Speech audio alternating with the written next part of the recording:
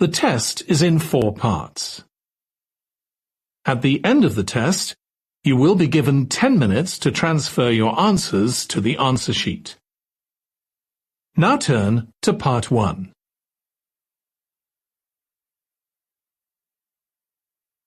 Part 1. You will hear a phone conversation between an estate agent and a woman wishing to rent accommodation. First, you have some time to look at questions 1 to 10.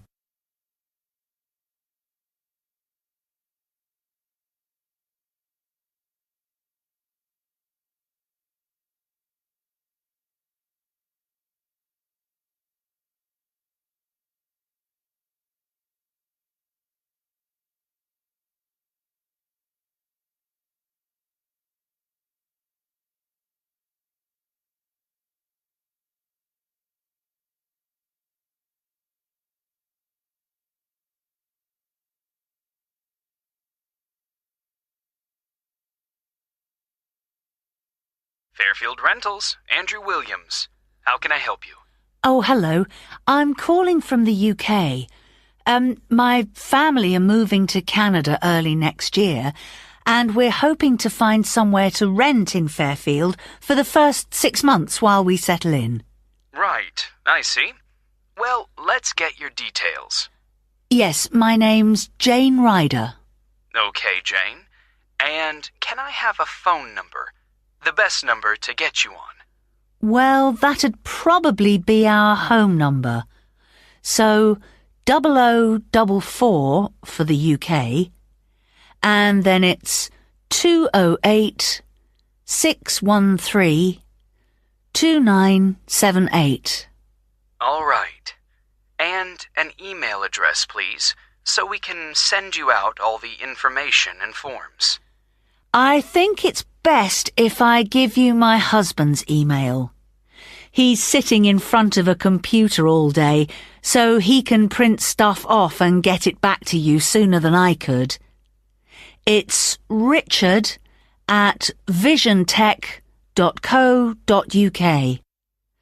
I'll just spell the company name for you. That's VISIONTECH.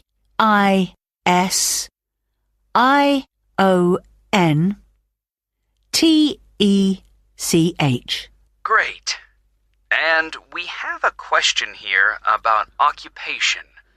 Richard's an IT specialist for an advertising company. They're transferring him to their Fairfield branch. Actually, just your job for now, thanks. Me? I'm a doctor at the hospital in our town. Okay, I'll put that down. Now, what kind of accommodation are you looking for? House? Apartment? An apartment, probably, as long as it has 2 bedrooms. There'll be me, my husband, and our 10-year-old son. And so with an apartment, you're less likely to get a garden. That's okay. But what about a garage? Is that something you'll want the apartment to have? Yes, that's definitely important. Okay, just a moment. I'll just make a note of that. But, before we go on, I should probably say now that what we don't need is any furniture, because we'll be shipping all that over, and I don't really want to pay for storage while we're waiting to buy a house. Not a problem. I'll make a note of that. Actually, though, just thinking about the kitchen, what can I expect from a rental property? I mean, what kind of equipment is provided? Well, the normal thing is that you get a stove. I think that's a cooker in British English. Okay, good to know. But how about a fridge? We'll be selling ours before we come, so if possible, we'd like the apartment to have one for when we arrive. I can certainly add that to the form.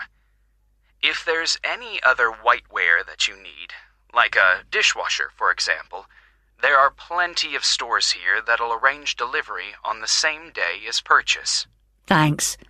Hopefully we won't need to buy too many things. Now, how about location? Have you done any research into the Fairfield area?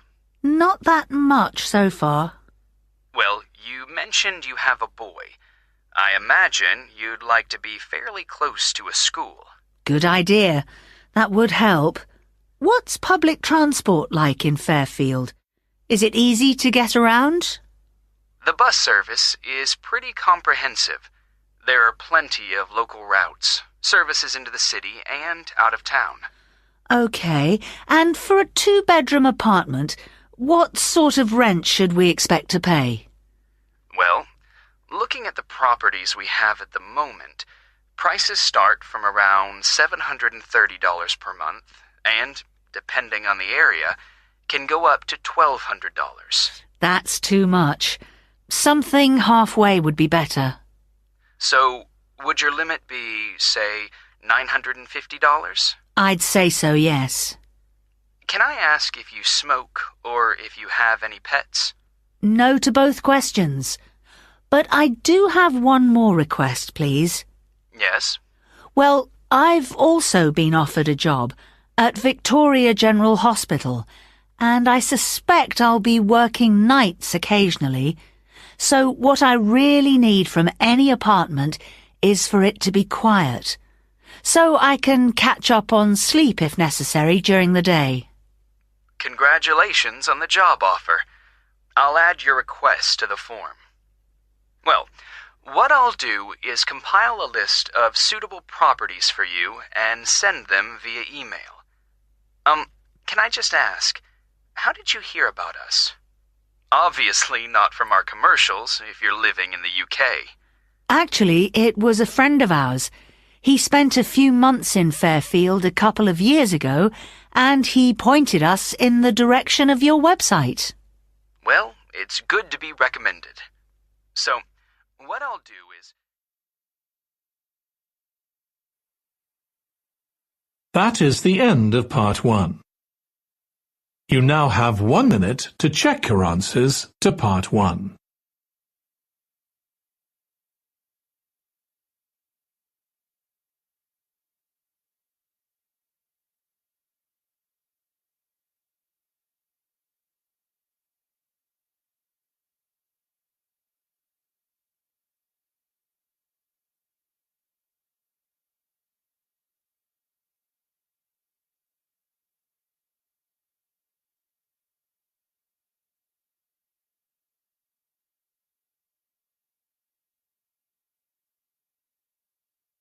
Part 2. You will hear a police officer giving advice on protection against local crime. First, you have some time to look at questions 11 to 15.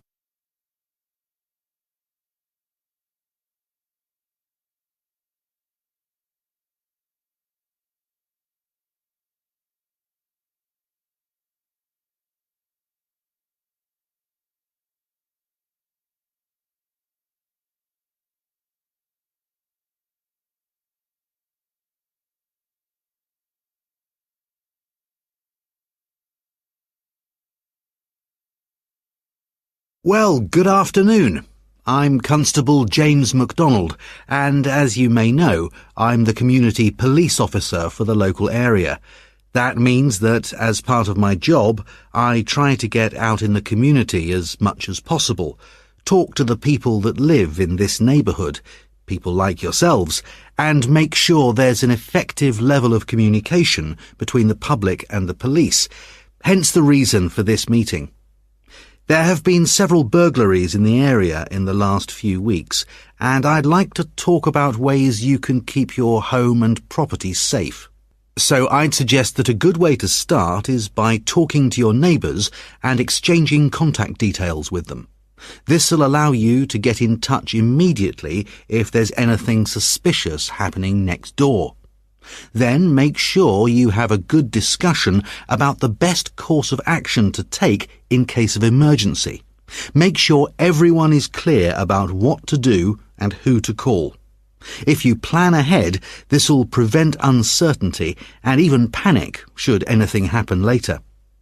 Another thing that I would advise you to do is always leave your radio playing, even when you go out. And if you keep your curtains closed, burglars are less likely to try and break in because they can't be sure whether someone's home or not. Now, none of us want to be in the situation where we can't get into our own home, but do take time to think where the best and safest place is to leave your spare keys. Putting them under the doormat or anywhere near the front door is just asking for trouble. You'd be surprised how many people actually do this, and it makes life really easy for burglars. All these things will help keep your community safe and will cost you nothing. However, if you are going to spend some money, what I'd recommend more than anything else is that you invest in some well-made window locks for your house. This will give you peace of mind. Before you hear the rest of the conversation, you will have some time to look at the questions 16 to 20.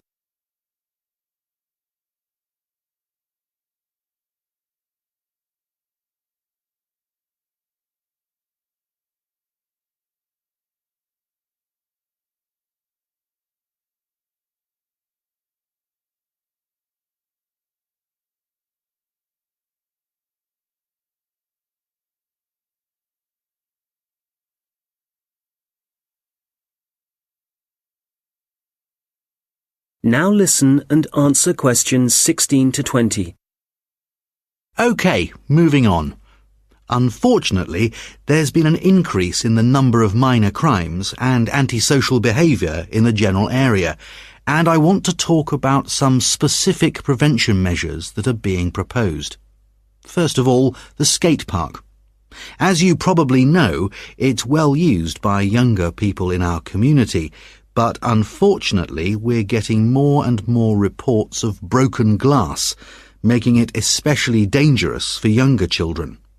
One possible solution here is to get rid of some of the trees and bushes around the park, making it more visible to passers-by and vehicles. If the vandals know they're being watched, this might act as a deterrent. As you will have heard, a couple of local primary schools have also been vandalised recently, despite the presence of security guards. The schools don't have the funds for video surveillance, so we need people in the neighbourhood to call their nearest police station and report any suspicious activity immediately. Please don't hesitate to do this. I expect most of you are familiar with the problems facing Abbotsford Street. It seems that no amount of warning signs or speed cameras will slow speeding drivers down. I'm happy to say, however, that the council have agreed to begin work over the next few months to put in a new roundabout. What else?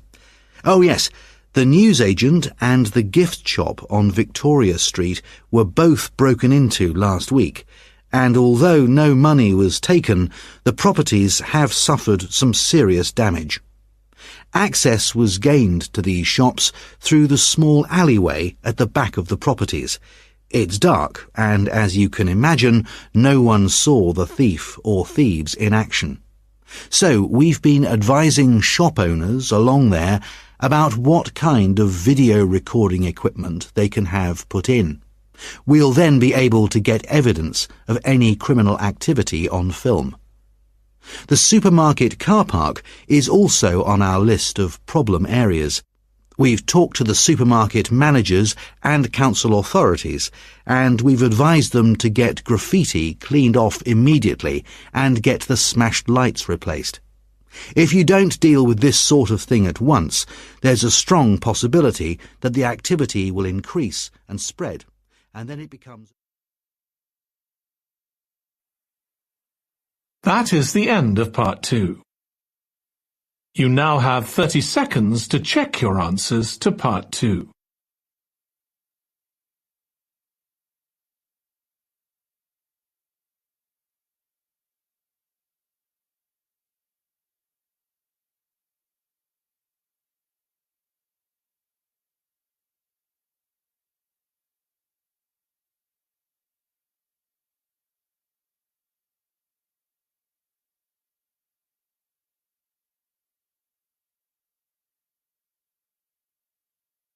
Part 3.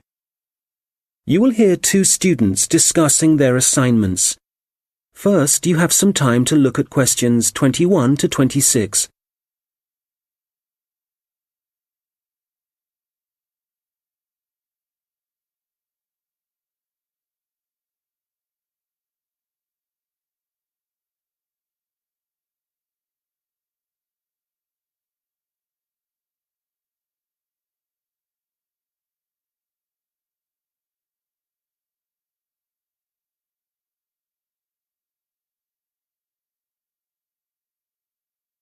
Hi, Mike. How's it going?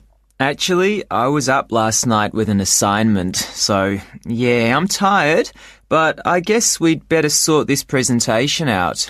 Well, we've done enough background reading, but I think we need to organise exactly what we're going to say about biofuels during the presentation, and the order. I thought we could start by asking our audience what car engines were first designed to run on, fossil fuels or biofuels. Nice idea. Yes, when most people think about cars and fuel, they think about all the carbon dioxide that's produced, but they don't realise that that wasn't always the case. You're probably right. The earliest car engines ran on fuel made from corn and peanut oil, didn't they? Yes. The manufacturers used the corn and peanut oil and turned them into a kind of very pure alcohol. You mean ethanol? Yes. In fact, most biofuels are still based on ethanol. Actually, I've got some notes here about the process of turning plant matter into ethanol, the chemical reactions and the fermentation stages. And it's interesting. The other students would appreciate it, but different biofuels use different processes. And if we give a general description, there's a risk we'll get it wrong, and then the tutor might mark us down. I'd rather we focus on the environmental issues. Fair enough. So, the main plants that are used for biofuel production now are sugarcane, corn... and canola. Of all of them, canola is probably the least harmful because machines that use it don't produce as much carbon monoxide. Sugarcane seems to be controversial. It doesn't require as much fertilizer as corn does to grow, but when they burn the sugarcane fields, that releases loads of greenhouse gases. Yes, but some critics have suggested that the production of corn ethanol uses up more fossil fuel energy than the biofuel energy it eventually produces. For that reason, I'd say it was more harmful to the environment. I see what you mean. You're probably right. It's interesting how everyone saw the biofuel industry as the answer to our energy problems, but in some ways, biofuels have created new problems. Well, in the USA, I wouldn't say that farmers are having problems. The biofuel industry, for them, has turned out to be really profitable. I think, though, that even in the USA, ethanol is still only used as an additive to gasoline or petrol. The problem is that it still has to be transported by trucks or rail because they haven't built any pipelines to move it. Once they do, it'll be cheaper and the industry might move forward. That'll have to happen one day. At least the government are in favour of biofuel development. Yes, but Brazil's probably in the lead as far as biofuels are concerned. They've got to the point where they don't need to import any oil now. Which is great. And the industry in Brazil employs a huge number of people. But is it sustainable? I mean, as the population grows and there are more vehicles on the roads and there's more machinery, surely they can't depend so much on sugarcane. At some point, there has to be a limit on how much land can be used for sugarcane production. Certainly, if you want to preserve natural habitats and native wildlife. I think that whatever problems Brazil's facing now, the same will be true for any country. You have to weigh up the pros and cons. Well, we probably won't see an increase in biofuel use. I mean, they won't replace fossil fuels until we can find ways to produce them cheaply and quickly, and with less cost to the environment. Making sure they require minimal energy to produce. Exactly. And in a way, that means they have to cost less than fossil fuels, certainly when you're filling up your car. Yes, and whatever other kind of engines use fossil fuels at the moment.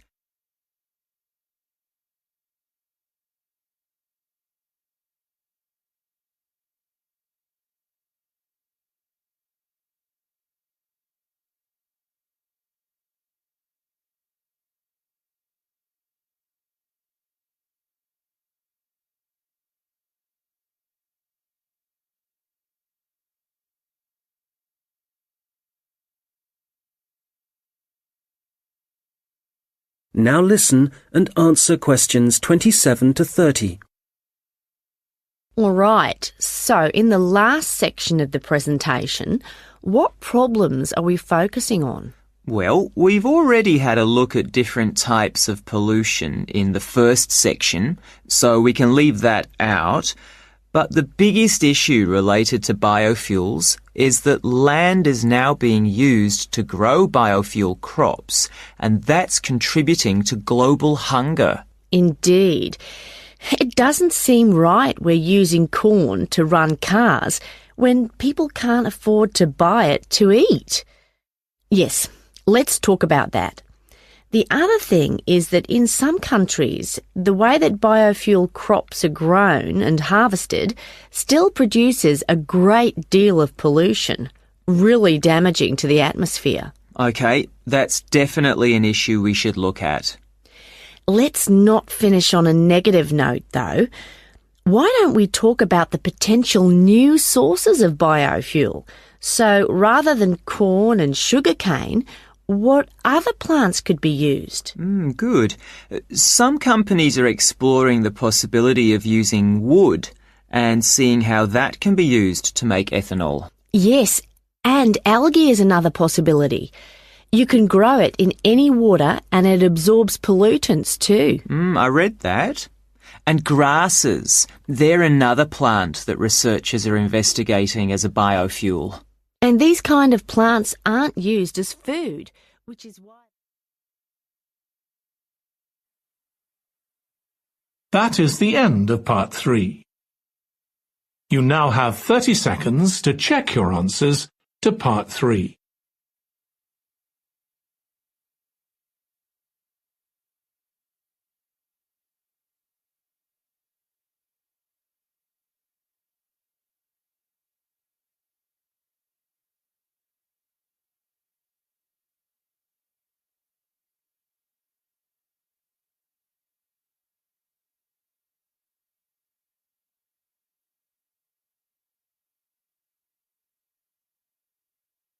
Part 4. You will hear a lecture about how technology affects human interaction. First, you have some time to look at questions 31 to 40.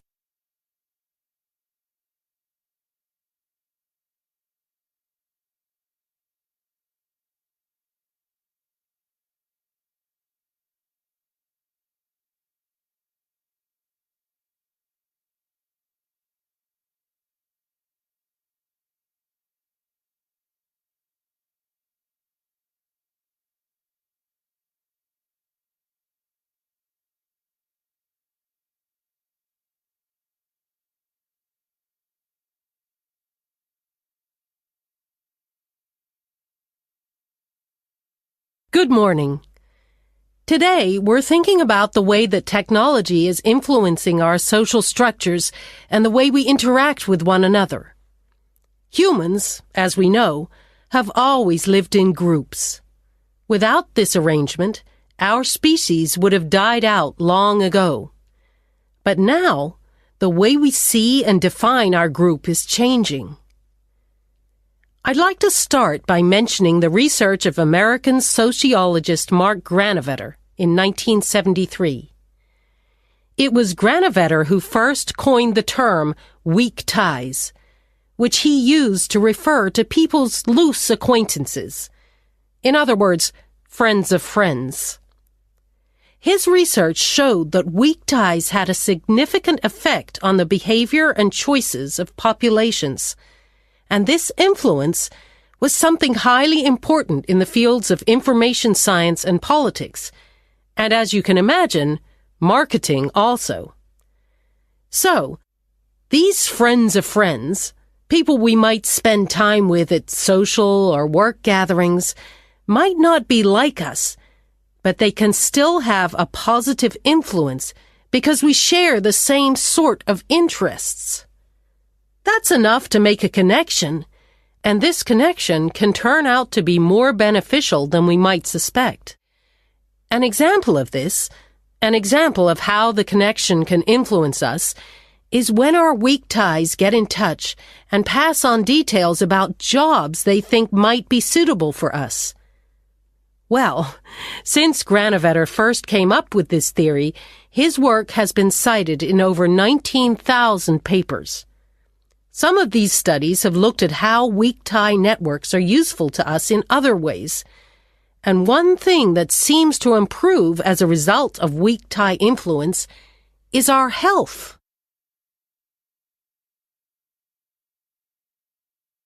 Today, our number of weak tie acquaintances has exploded due to the Internet, to the phenomenon of online social networking. This is still a relatively new way of communication, something that has a huge amount of potential. But also, as with any invention, it brings with it a new set of problems. Let's start with the benefits. Without question, online social networking allows us to pass on the latest news, to be up to date with local and global events, and for many, this information comes from sources more trustworthy than local media. So this is one clear point in favor of online social networking. I know that it's also being used by students as a means of increasing their chances of success in the way that lecture notes can be shared and ideas discussed. I think, personally speaking, that we need some further research before we can definitively say whether it helps or not. There's also been a great increase in the number of networking sites devoted to sharing advice on health issues, but there are as yet no studies to prove the reliability of that advice. Now, what we do have clear evidence for is that people are developing friendships and professional networks in a way that wasn't possible before. The process is faster. I'm not talking about quality here, but simply that they exist. And it's debatable whether the number of online friends that you have increases your level of self-confidence. That's perhaps an area of research some of you might be interested in following up.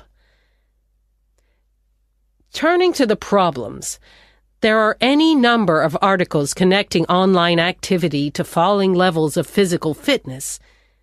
But it's too easy to blame the Internet for our social problems. The poor grades of school children are also frequently linked to the time spent on social networking sites. But it would be naive to believe there are no other contributing factors.